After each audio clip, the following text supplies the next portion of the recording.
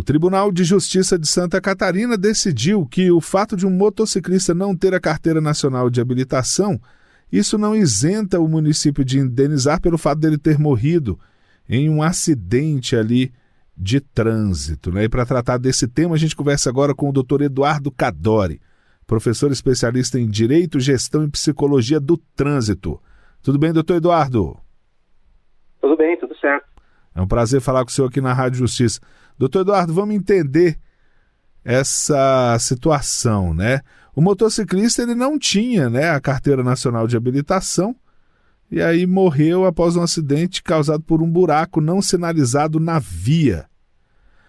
Ou seja, isso não isenta, né, o município. Por quê, doutor Eduardo? É um caso muito interessante, porque o município, na condição de órgão responsável, né, dentro do município vai ter um órgão responsável pela infraestrutura, né, uma secretaria de obras, algum departamento de trânsito. Então, o caso é muito interessante porque realmente existe uma responsabilidade objetiva do poder público de dar as condições mínimas transitáveis, né? Então, um buraco que chega ao ponto de desequilibrar, derrubar um motociclista, e aí, como consequência, ocorreu o óbito, é um tipo de prejuízo e um tipo de dano que tem na via que não pode ser perpetuado, né? Então, realmente, nós temos essa responsabilidade, e, nesse caso específico, a relação com a habilitação não ficou configurada, né? Ou seja, a ideia é que qualquer pessoa que passasse naquela condição teria um risco, né, de também sofrer um acidente, também sofrer uma queda. Então, existe sim essa responsabilização, porque existe também a ideia da reserva do possível, né, que é um princípio de que o poder público vai fazer aquilo que está ao seu alcance, né, para poder dar as condições mínimas. Sabe que não é possível ter vias perfeitas o tempo inteiro, mas se realmente ali, né, foi o nexo causal do acidente foi realmente aquele buraco, pelo que ficou determinado no processo, ele não deveria estar ali assim como estava, né? Então, realmente foi uma decisão bem acertada no nosso entendimento, porque existe aí um dever no caso do Estado, no caso ali como município, né, fazer a sua parte, né? E aí, quando não se faz a parte, acaba que ficou esse prejuízo aí para a família também, né, no sentido de que tratou-se de uma indenização, né? Então a família acabou aí tendo que ser reparada financeiramente devido ao óbito aí do familiar em decorrência desse buraco.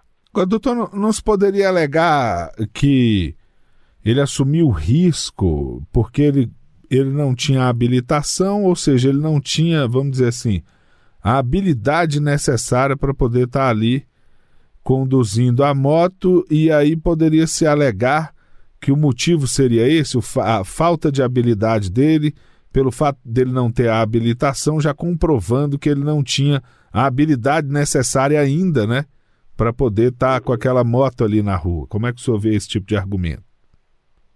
É um argumento muito válido, porque, né, o processo de formação de condutores, ele vai, obviamente, trabalhar desde a parte teórica lá na formação das aulas teóricas, a parte prática vai trazer as noções de direção defensiva. A direção defensiva é um conhecimento muito importante para saber lidar com essas situações, né, de dano na via, de via com a infraestrutura prejudicada.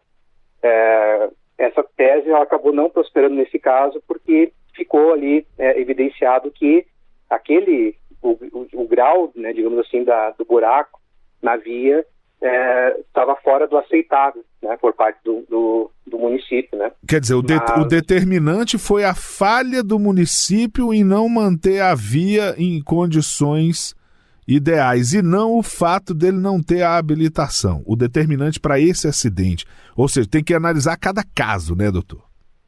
Exato, porque tem sido uma constante, decisões em vários tribunais do Brasil, inclusive no STJ, trazendo essa responsabilização, né, para os entes, seja município, seja o Estado, quando é uma rodovia estadual, ou a União mesmo, uma rodovia federal, que acaba não dando as condições mínimas, né, de transitabilidade.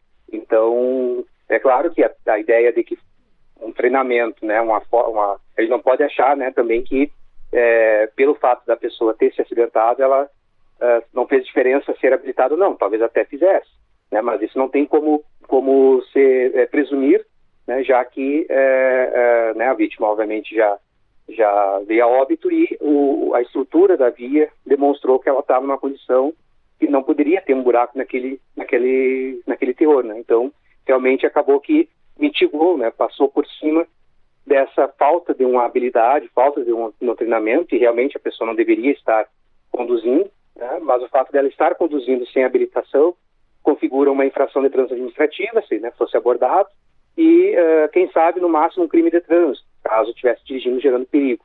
Mas a responsabilidade civil, o dano, né, recai sempre ao órgão com circunscrição sobre a via. E aí, nesse caso, esse dano acabou levando ao óbito, esse buraco na via acabou levando ao óbito do cidadão. Por isso que o tribunal acabou realmente entendendo por correto, por justo, a aplicação, né, da indenização por parte do município para a família, né, justamente porque aquele tipo de estrutura não deveria estar ali, né? Então, o fato de ter ou não habilitação realmente acabou passando, sendo apenas um detalhe, né, que foi usado, né, pelo município para buscar uma justificativa do óbito, mas que nesse caso não logrou êxito. E a alegação de excesso de velocidade, na verdade, não se comprovou, né? E isso é facilmente comprovado com a perícia, né, doutor Eduardo? Sim.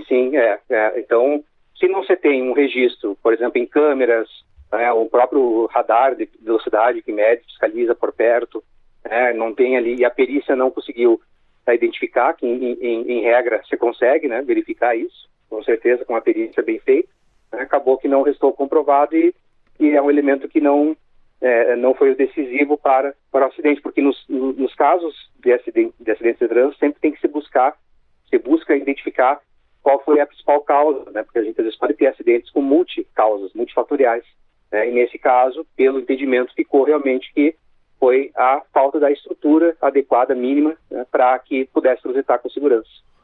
Tá certo, e aí fica essa indenização aí por danos morais, né, de R$50 mil. Doutor Eduardo, quero te agradecer. Doutor Eduardo Cadório é professor especialista em Direito, Gestão e Psicologia do Trânsito, explicando aqui essa decisão, ou seja, neste caso, a falta da carteira não isentou o município de indenizar pelo acidente, que o motociclista acabou morrendo, mas como o doutor Eduardo explicou aqui pra gente, tem que se analisar cada caso, né? Porque de repente esse argumento pode valer dependendo do caso. Doutor Eduardo Cadório, muito obrigado pela entrevista. Perfeito, fico sempre à disposição. Até uma próxima.